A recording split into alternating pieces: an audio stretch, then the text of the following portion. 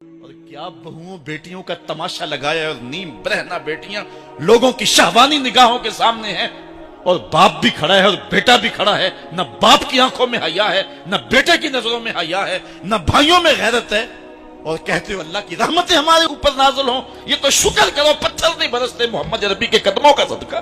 اسلام کا جو بنیادی اخلاق ہے وہ حیا ہے، یہ بات ذہن میں رکھیں۔ ہر دین کی ایک پہچان ہے، حضور نے فرمایا اسلام کی بنیادی پہچان کیا ہے؟ حیا ہے۔ جب ہم نے اسلام کے دامن کو چھوڑ دیا ہے، یہ رسم حنا کے نام سے بدتمیزی یہ کس معاشرے سے ہم نے لی ہے؟ ہمارا تو رب یہ بھی گوارا نہیں کرتا کہ ہفتے کے دن کی تعظیم ہو اور اونٹ کا گوشت ایک بندہ ترک کرے یہودیت کی رسم سمجھ کے، اسلام سے ٹکراتا نہیں ہے، پھر بھی جو ہے وہ اسلام اس کو گوارا نہیں کرتا۔ اور کیا بہوؤں بیٹیوں کا تماشا لگایا ہے، اور نیم برہنہ بیٹیاں لوگوں کی شہوانی نگاہوں کے سامنے ہیں، اور باپ بھی کھڑا ہے اور بیٹا بھی کھڑا ہے، نہ باپ کی آنکھوں میں حیا ہے، نہ بیٹے کی نظروں میں حیا ہے، نہ بھائیوں میں غیرت ہے، اور کہتے ہو اللہ کی رحمتیں ہمارے اوپر نازل ہوں۔ یہ تو شکر کرو پتھر نہیں برستے محمد عربی کے قدموں کا صدقہ۔ اگر ان کی رحمت نہ ہو درمیان میں، ابھی آگ لگ جائے دونوں جہاں میں۔ یہ تو ان کی رحمت ہے کہ پتھر نہیں برستے۔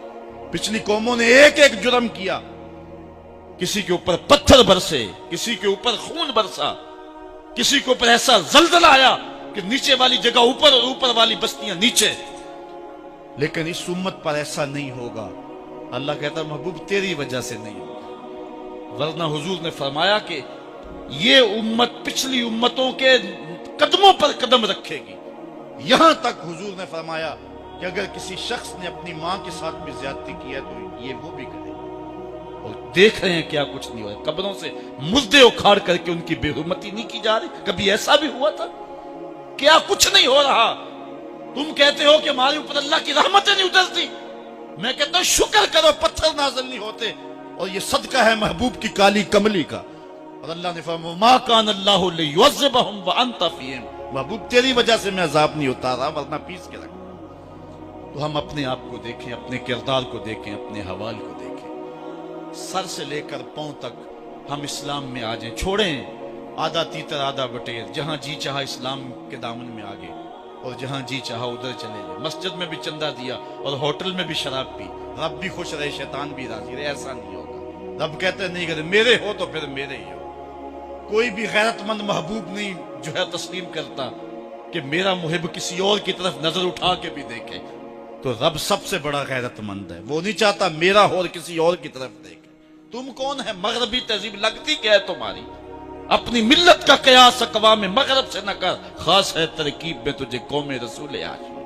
تم غیروں کی نقالیاں کرتے پھرتے ہو، تمہارے سامنے سیدہ عائشہ کی سیرت موجود نہیں ہے، تم مغرب کے ٹینوں بننے کی کوشش کرتی ہے میری بیٹی، تیرے سامنے محمد کی بیٹی فاطمہ کا نقشہ نہیں ہے؟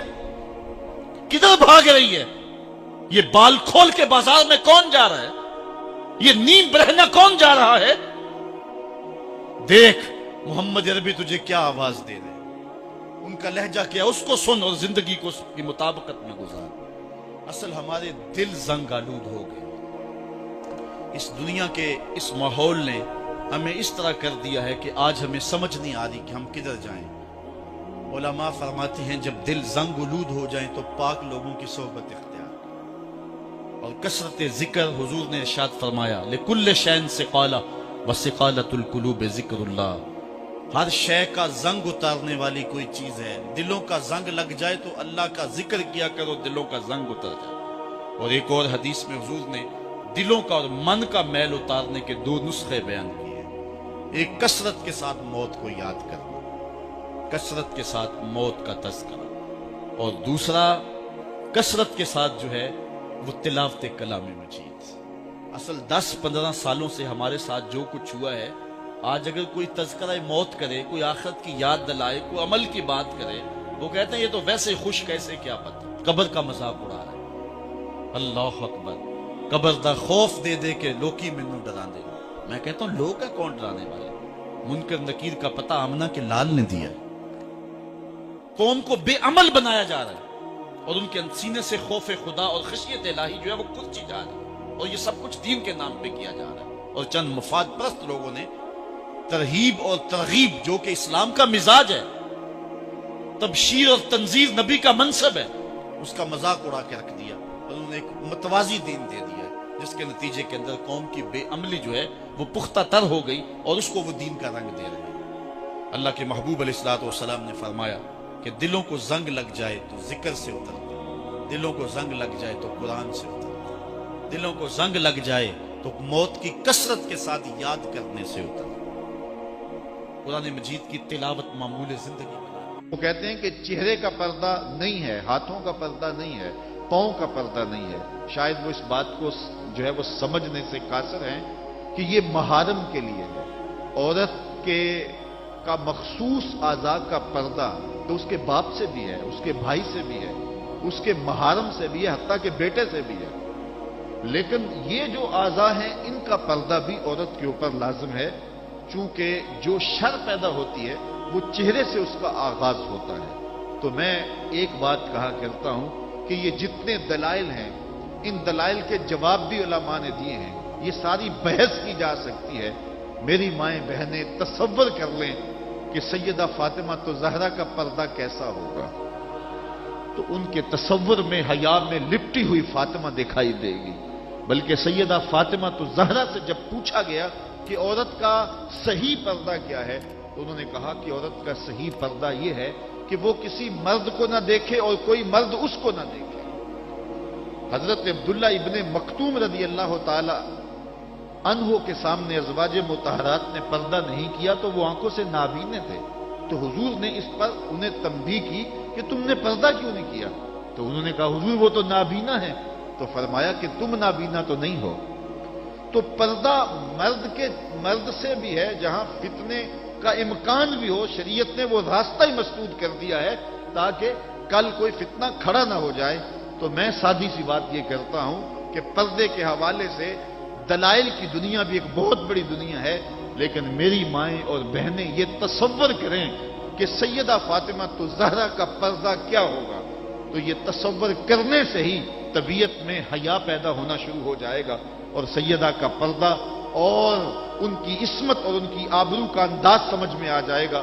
حضرت اسماء بنت امیس رضی اللہ تعالیٰ عنہ فرماتی ہیں کہ میں سیدہ فاطمہ تو زہرا کے پاس بیٹھا کرتی تھی، اور انہیں سب سے زیادہ فکر اس بات کی تھی کہ زندگی میں تو عورت اپنے پردے کی حفاظت کر لیتی ہے، لیکن مرنے کے بعد جب پٹڑے پہ چارپائی پہ اسے ڈالا جاتا ہے تو اس کا جسم جو ہے وہ جنبش کرتا ہے اور وہ مختار نہیں ہوتی ہے، تو اعضاء دکھائی بھی دیتے ہیں، اعضاء کی حیت بھی سمجھ میں آتی ہے، تو یہ بڑا مشکل لمحہ ہوگا جو مرنے کے بعد درپیش ہوتا ہے۔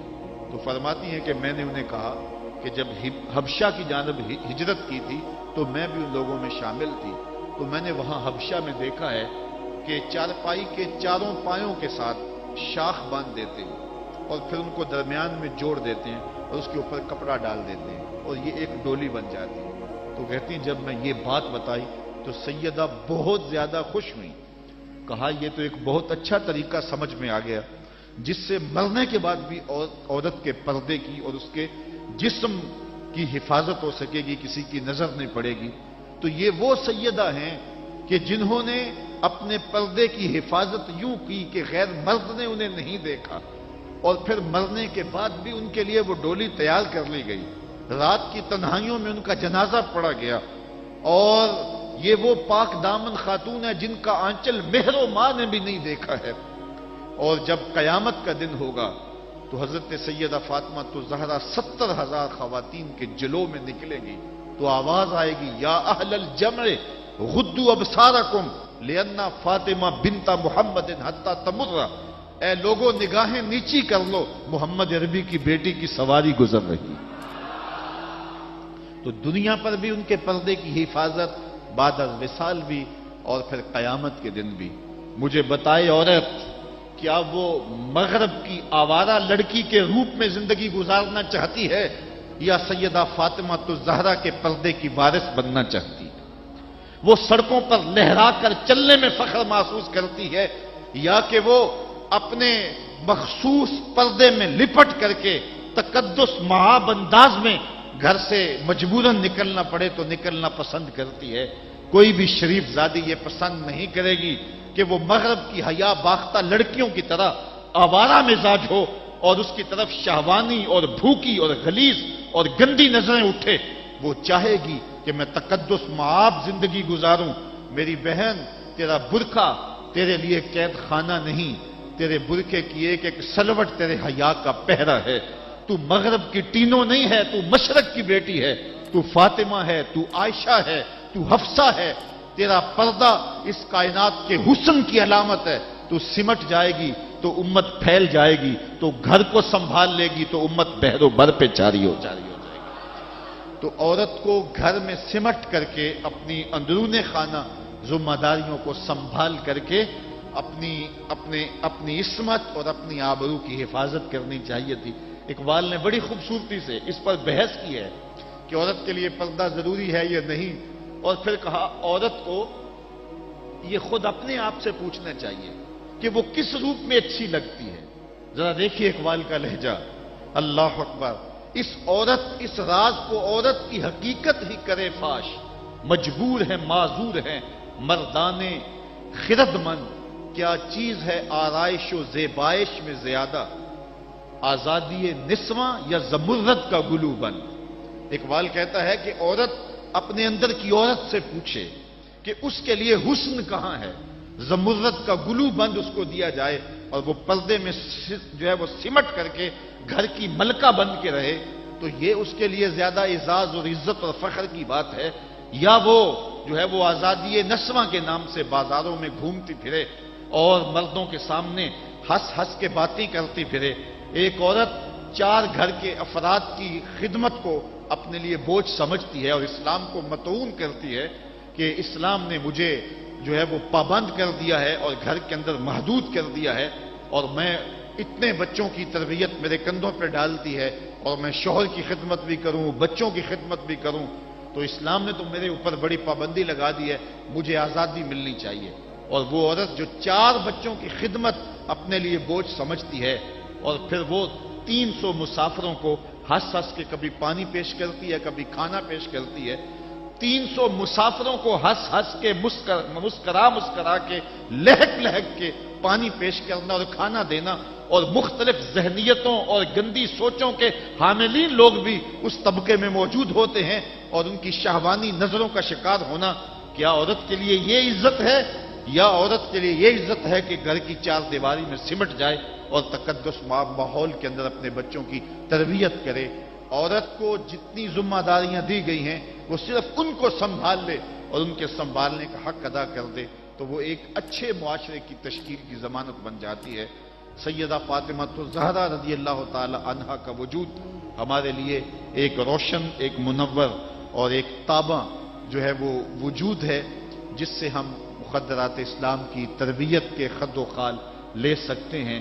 اقبال کہتا ہے تو نہ دانی کہ سوزے کراتے تو دیگر گو کر تقدیر عمر را. میری بہن، اگر تو بہن ہو کے قرآن پڑھے تو عمر کی تقدیر بدلتی ہے، اور اگر تو ماں ہو کے قرآن پڑھے تو بیٹا نیزے کی نوک پہ قرآن سناتا. کربلا کے تپتے ہوئے ریگزار میں پیاسا ہونے کے باوجود حضرت امام حسین جو باطل کے آگے ڈٹے ہوئے ہیں اور جھک نہیں رہے ہیں، اور 71 لاشیں کندھوں پہ اٹھا کے خیموں تک پہنچا چکے ہیں، پھر بھی استقامت کا کوہ گراں بنے ہوئے ہیں. یہ حسین ابن علی کا کمال تو دکھائی دیتا ہی دیتا ہے، لیکن ذرا غور کی آنکھ سے دیکھو پیچھے فاطمہ کے دودھ کا اثر دکھائی دیتا ہے.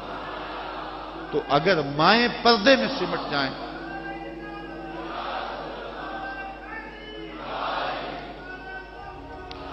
تو یہ حضرت امام حسین کی صورت کے اندر امت کو جو خوبصورت تحفہ دیا. بلکہ یہاں اقبال تو بے خود ہو گیا نا، وہ کہتے ہیں آپے سے باہر ہونے کی کیفیت، کہ عقیدت کا رنگ ایسا چڑھا کہ بس جذبات سے مغلوب ہوا. اقبال کہتا ہے کہ وہ کہتا ہے کہ رشتہ آئین حق زنجیر پاس فرمانے جناب مصطفیٰ، ورنہ گردے تربتش گردید میں سجدہ برخا کے او پاشید میں. اے فاطمہ، جو کام تو نے کیا، اگر شریعت کے حکم کی زنجیریں میرے پاؤں میں نہ ہوتی اور آپ کے باپ کا ہی حکم کہ اللہ کے علاوہ کسی اور کو سجدہ جائز نہیں، یہ مجھے ملحوظ نہ ہوتا، تو میں کعبے کی طرف رخ کر کے سجدہ کرنے کی بجائے تیری قبر کی مٹی کی طرف منہ کر کے سجدہ کرتا، اور میں کعبے کا طواف کرنے کی بجائے تیری قبر کا طواف کرتا، کیونکہ جو کام تو نے کیا ہے وہ کسی اور نے نہیں کیا۔ نبی کے گھر کی ہے عظمت، نبی سے سنتے ہیں، علی کے گھر کی ہے عزت، علی سے سنتے ہیں، وہ جس نے معزز کیا گھرانے کو، حسین پال کے جس نے دیا زمانے کو۔ تو یہ تھا حضرت سیدہ فاطمہ الزہرا رضی اللہ تعالی عنہا کا کردار۔ آج کی عورت سیدہ کے کردار کو اپنے لیے نمونہ حیات بنا کے اپنی زندگی کی راہیں متعین کر دے۔ اگر پندے سے درویش پذیری، ہزار امت بمیرت تو نہ میری، بطول باش و پنہا شو ازیں اثر کہ در آغوش شبیر بگیری۔ اگر فقیر کی ایک بات تو مان لے، ہزار امت مر جائے گی۔ اقبال کہتا امت مسلمہ تجھے زوال نہیں آ سکتا، اور وہ کیا ہے؟ بطول بن جا اور زمانے کی نگاہوں سے پوشیدہ ہو جا، پھر تیری گود میں بھی حسین کے جانشین جنم لیا کریں گے۔ تو جب عورتوں کا کردار بچوں کی تربیت تک محدود ہوتا ہے اور وہ اس کردار کو بحسن و خوبی نبھاتی ہیں، تو پھر ایک اچھا معاشرہ تشکیل پاتا ہے۔ لیکن جب حیا باختگی زمانے کو جکڑ لیتی ہے تو پھر قومیں اپنا وجود کھو دیتی ہیں۔ ہمیں ان تمام اسباب پہ غور کرنا چاہیے جس نے اس امت کو عروج سے زوال کی طرف دھکیل دیا، تو ہمیں ایک سبب یہ دکھائی دے گا کہ مقدرات اسلام کا جو کردار تھا، جو ذمہ داریاں تھیں، وہ اس نے پھر ادا جب کرنا چھوڑ دی اور اپنے دائرۂ کار سے باہر آ گئیں، تو پھر وہ ذمہ داریاں نہ نبھانے کے سبب امت روح بزوال ہوئی۔ گھروں میں بیٹھ کر کے ماؤں نے تربیت کی تھی۔ ہم نے دور اسلام کے اندر بڑے بڑے مشکل حالات دیکھے ہیں۔ مشکل حالات میں جب اسلام پہ سخت سے سخت وقت آئے، لیکن جب درگاہیں بند ہوں گی، جب خانقاہیں بند ہو گئیں، جب مدارس دینیاں بند ہو گئے، جب اذانوں پہ پابندی لگ گئی، جب بہت کچھ ہوا تھا، لیکن ماں کی گود کی درسگاہ تو کبھی بند نہیں نہ ہوتی ہے۔ تو ماؤں نے اس وقت دین کو زندہ رکھا۔ آج بھی ہمیں اسی طبقہ نساء سے امید ہے کہ یہ دوبارہ امت کی نہضت کے لیے جو ہے وہ ایک با ہمت کردار ادا کریں گی۔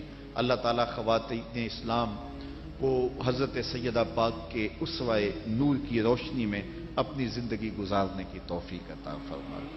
یہ جو سال ہا سال کے بعد اور سال کے دوران بھی ان کا تذکرہ کیا جاتا ہے، تو فضائل کا باب بھی اپنی جگہ پہ، لیکن ہمیں ان کی زندگی بطور نمونہ اختیار کر کے ماؤں بہن اور بیٹیوں کو اپنی زندگیوں میں شامل کر لینی چاہیے، تاکہ جو ہے وہ اس سے روشنیاں اور اجالے زندگیوں میں شامل کر لیے جائیں۔ اللہ تعالیٰ اپنی خاص رحمتوں سے ہمیں مالا مال کرے اور اپنی خاص کرم نوازیوں سے ہم سب کو اپنی رحمت